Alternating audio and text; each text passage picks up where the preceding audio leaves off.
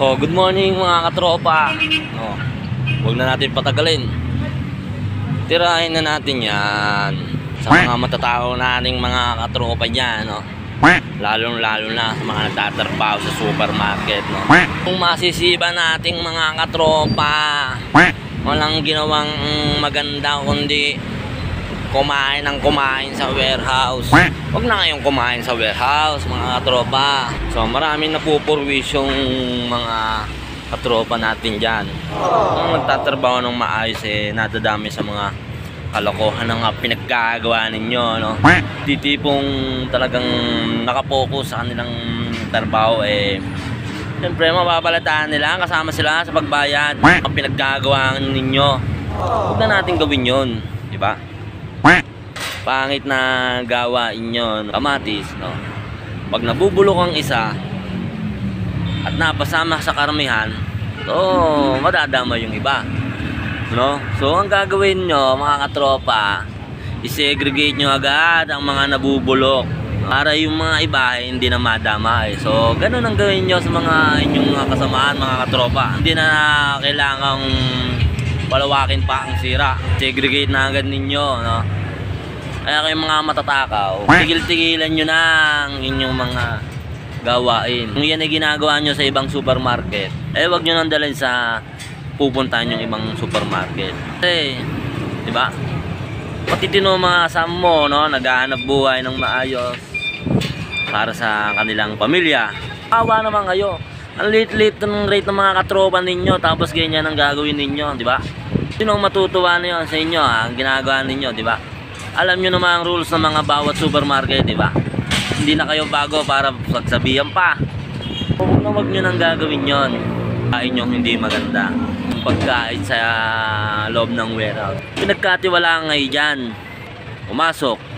Tapos ganyan ang gagawin ninyo. Pinagkatiwalaan kayo mag-withdraw na wala kayong kasama ng guard. Pakasarap nun, no? Pagkatiwalaan ka, no? Hindi ka na kailangan bantayan.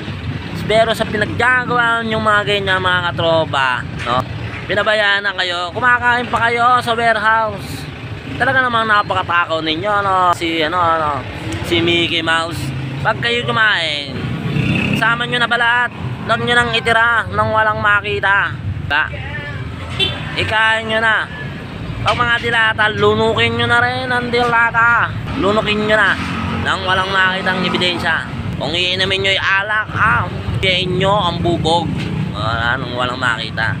Mga chichirya, kainin nyo na rin ng mga balat. Yun lang mga katropa, kayo mag-iiwan ng bakas. At malaking purwis yung ginagawa nyo sa ating mga katropa yan. Lalo na sa mga katropa mo. Napilit inaayos ang kanilang trabaho pero sinira mo ang kanilang magandang imahe. Kaya kung ako sa iyo tropa, tigilan mo na yan. Walang maidudulot na maganda yan. Imbis na makatulong ka, makakapurwisyo ka lang. Ha? Na kailangang i-refresh ng supermarket dyan na bawal kumain. Matanda ka na tropa, alam nyo na yung tama at mali. Pag bawal kumain ang hintayin na kayo may malaman na kumakain dyan.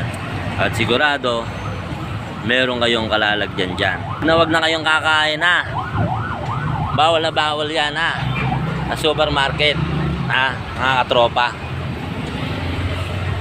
So, dito na muna tatapusin tong video to. Huwag yung kalimutan mag-like, share, and comment. So, kung nagustuhan nyo ang topic ko, paki-like na lang. At paki-comment na lang dyan. Mga katropa, saan nakakarating na tong video to, may comment naman. At syempre, kung meron kayong kasamahang merchandise na ganun kumakain, pagsabihan nyo na. Subscribe na rin ng aking YouTube channel, Arvin J TV. Salamat sa inyo, mga katropa. Dumating natin isang katropa, mabait yan, no? So hanggang dito na muli. Please like and share mga katropa. And peace out people. Shout out. Peace out. Peace out. Peace out.